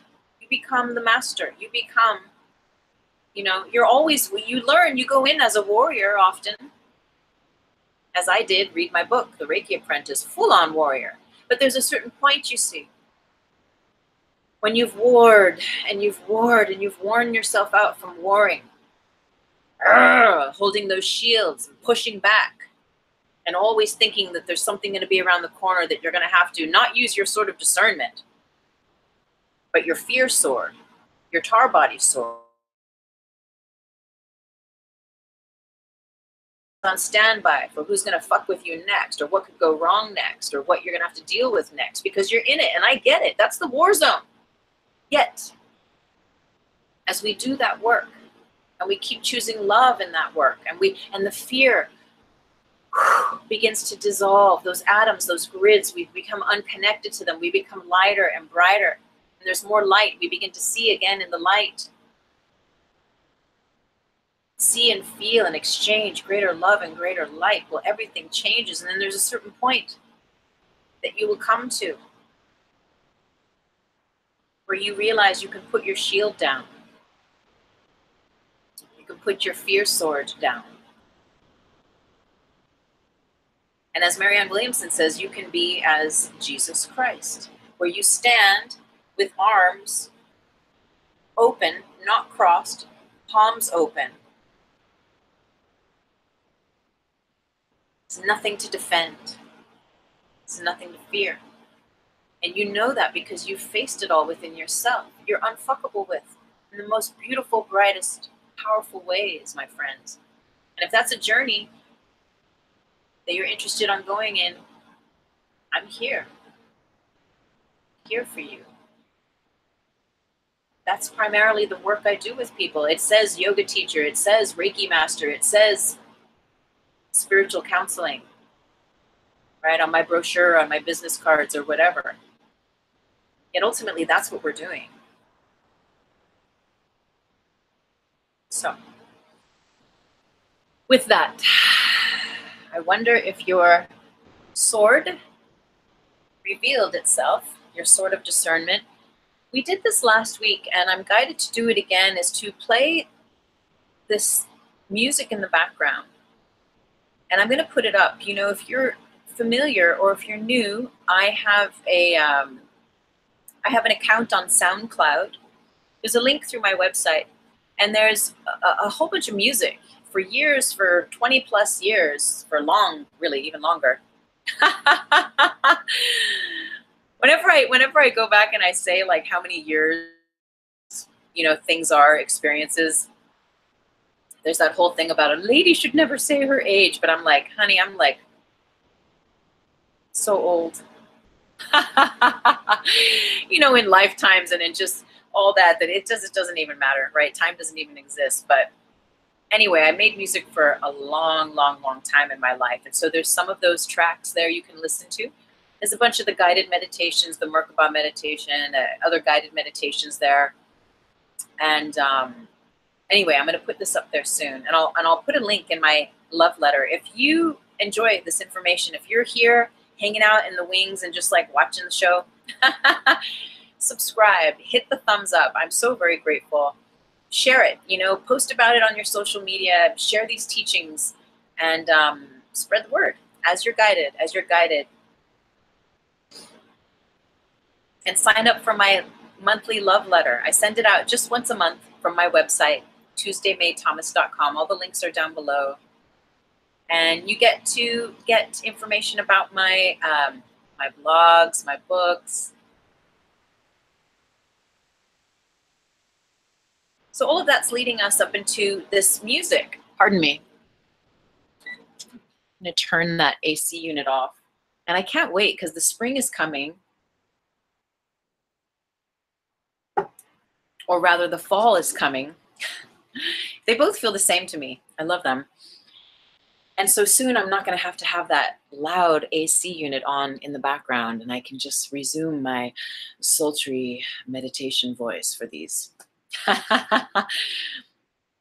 So we did this last week, and I played African piano in the background, and we're going to do it again. If it's not of service, let me know later or send me an email. But we're going to use it again this week. So take your time, find your comfortable seat. Take a breath in and out. Allow yourself to close the eyes. And gently lengthen up through your spine, relaxing your face, your shoulders. And again, together, from all the places around the world we are, we're going to take a deep inhale through the nose. And a full exhale through the mouth. And we're going to do one more deep inhale. And a deep exhale. This meditation is just going to be 15 minutes long, just so you know, because I know some you might need to run or make your way soon. So just so you know, time-wise. You're going to find your seat. And you're going to start to come into that place of love and light in the center of your heart.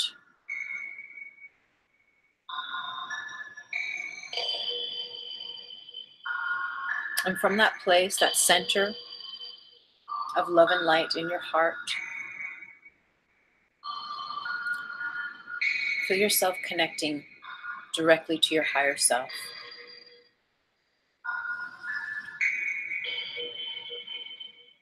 As if there's a line of light from your heart that either branches above you, in front of you, behind you, or out in all directions, connecting to what that sense of higher self is, that feeling, whether it's a being, a color. Feel yourself, your heart, connecting to the heart of your higher self now.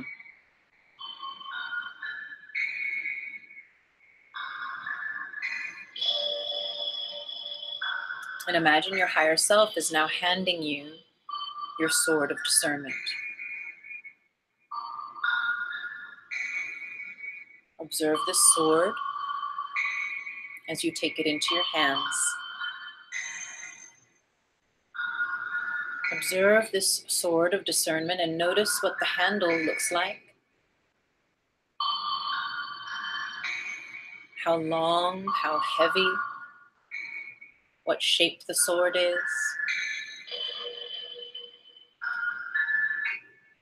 Notice if there's jewels or any decorations anywhere on the sword, the handle. Maybe there's some emerald jewels displayed, mounted there. Maybe there's a rope of fabric tied around the hinge point between the sword and the handle. Whatever it might be, just take a moment to connect with your sword of discernment. Look at it and feel it. Feel it activate in your hands. As you commune with it and you hold your sword, you hold the handle of your sword in two hands. Feel yourself suddenly activated with it. Feel that you and your sword of discernment are one. It is an extension of you. Now, take a breath in and out. And recognize that this sword of discernment reflects your staff of power, your spine, your integrity, your wisdom, your truth, your love, and your light.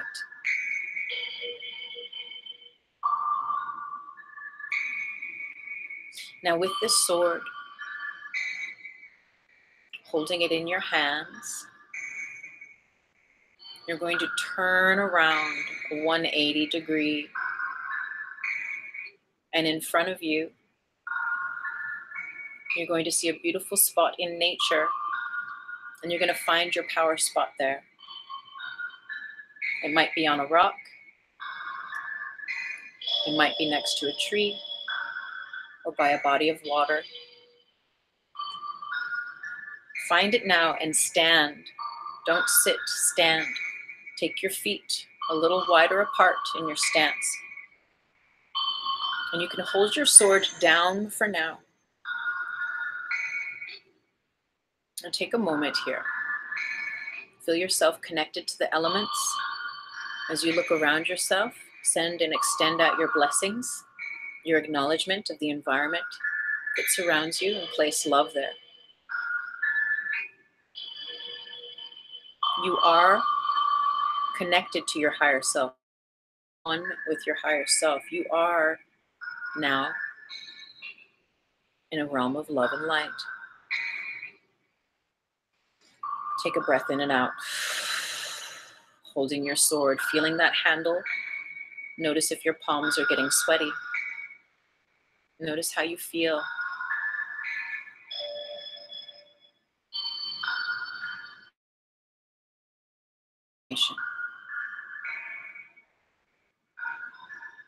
Now imagine there's a circle around you. There's a radius of light around you, that you can see this radius of light on the ground around you. And then notice in front of you, 10 feet away from the radius of your circle, there's another ring of light emblazoned on the ground in front of you. And if you're standing in front of a body of water, then it's emblazoned on that body of water.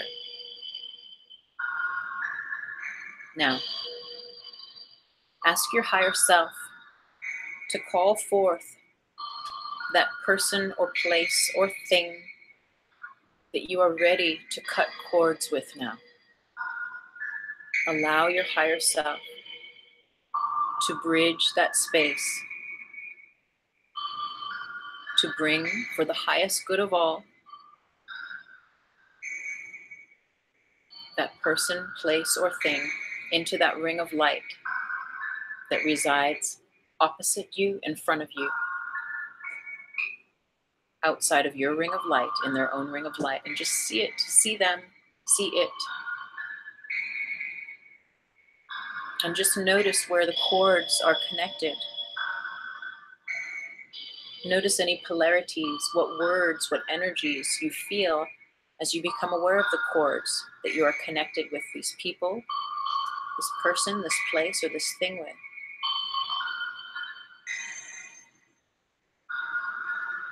And if you know it's time, if you know it's right for the highest good, if you're ready to cut cords, lift your sword, being aware of all the ways that you have ties and that that person has ties with you.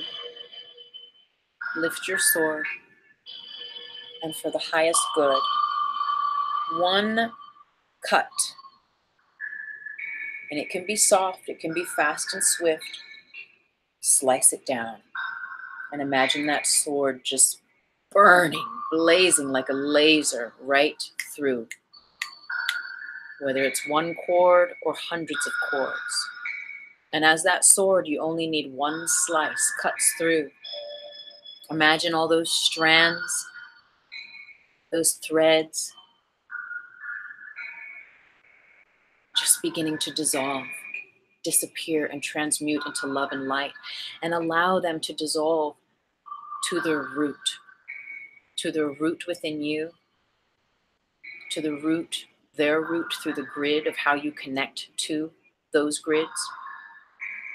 And for the highest good, because we never force a will, in alignment with that individual or that person, that place, that thing's highest good and higher self, higher will, to the degree that they are willing to their root. May it be so for the highest good, and so it is. And like that, it is done.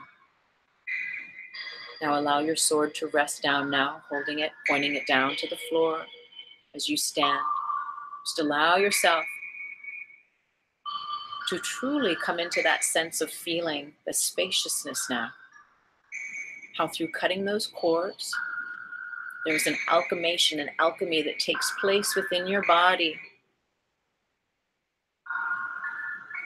whereby all those connections, all those synaptic receptors in your physical, biochemical, emotional, mental aspects of self are realigned, recalibrated. And feel that spaciousness now created where there was none before with regard to this person, this place, this thing. And imagine that space filled with sacred energy. With sacred energy. Feel that now. Less atoms, less grids, less memory, less of you right now. In your full power, in your full light, in your full authority. Feel it, that feeling realization that brings you closer to God, closer to love, closer to truth, ever expanding. And so it is for the highest good. And when you're ready, ask your higher self to show you who or what is ready now also. Where you are ready, who are you ready to cut cords with now, and allow that person, that place, or thing to appear in that ring of light opposite you. See them, see it. And again, notice where those cords of connection are. Are they from the third chakra to their second chakra? From your mind to their mind? Are there hundreds of cords, 2 cords? And if you don't know, if you can't see all of that, it doesn't matter if they're there and you're here, it's time. But also notice how you in your ring of light, all of the thoughts, all of the judgments, all of the past, all of the memory, all of the things, the ways that you have thought, that you've defined these people or these situations, how they connect you to the grid, to the matrix, to the collective consciousness, and how that in turn connects that person to the grid and the matrix, and how that connects you to that person through those timelines, through those pipelines. And when you're ready, and for the highest good of all, in love, not out of fear, but from your truth,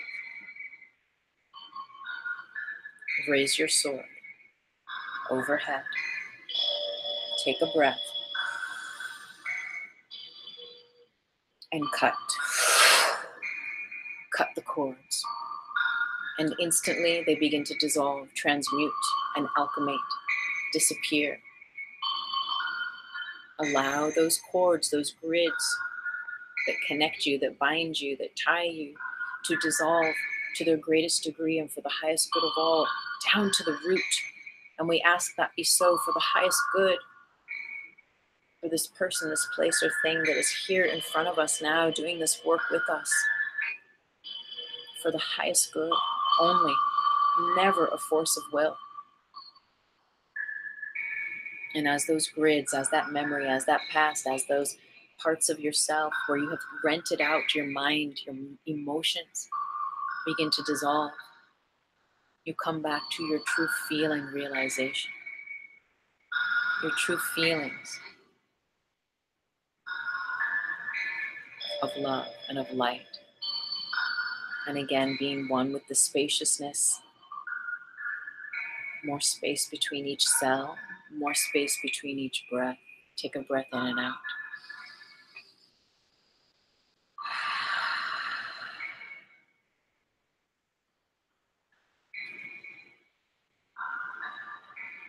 Feel what this feels like.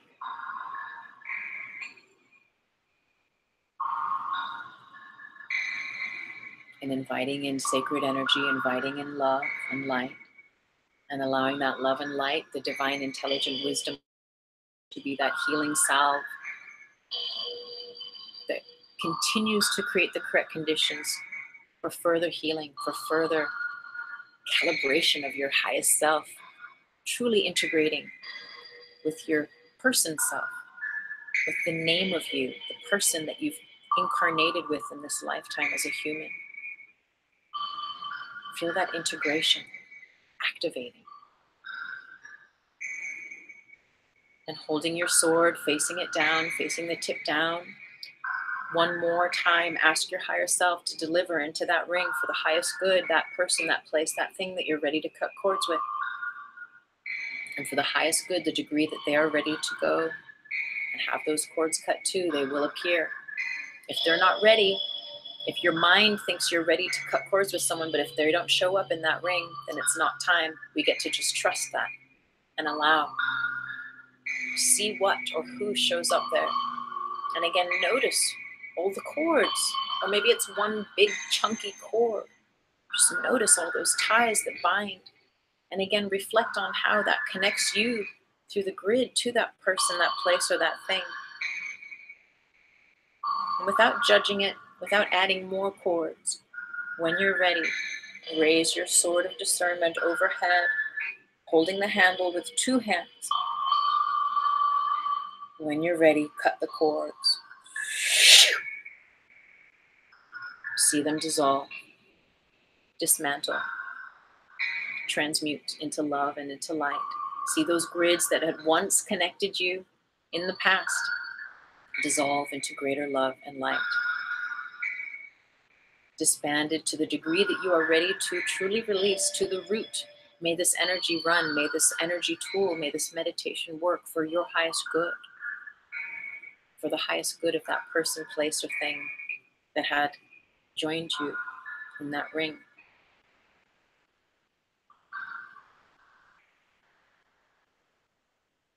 And feel at once the release. Feel yourself released and notice how it feels to come back to you without those memories, you without those triggers, those patterns, those emotions, those responses. Take a breath in and out. And as you look across, you see that ring of light across from you just gently disappear. And from your ring of light, again, you turn around 180 and you realize you're back. You're right back here. And you see your higher self again, and you bow, you nod in acknowledgement, and you give them back the sword of discernment. You hand it to them, and they take it from you. And you say, thank you. And they say, you're welcome.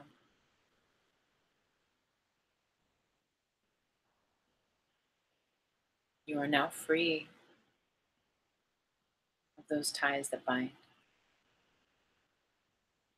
And any time you feel maybe those grids have been rethreaded, or it's time to go into a different fractal of cutting cords with those people, those places, or things, or maybe a whole new set of people, places, and things, you can come back and do this exercise.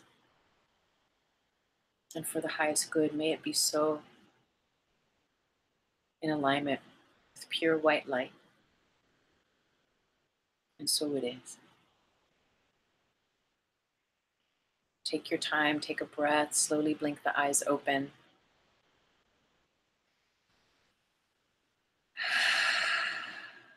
Wow. That was amazing. I can't wait to come back here and do this myself. Often I'll come back later and I'll do the meditation and really receive it. So I pray and I affirm that everything I share here, everything that we share together truly serves your path of spiritual growth and spiritual sovereignty. I bless this community. I'm so very grateful. Thank you for all the ways that you show up, and thank you for all the ways that you let yourself be seen. And thank you for seeing me too. I'm so grateful that we all have a resonance with these teachings. This blessed language of light, the distillation of this information is what I do. And I'm grateful for you that we can do this together, that we can share this together. So again, if you are not subscribed and this resonates, hit the subscribe, hit the bell.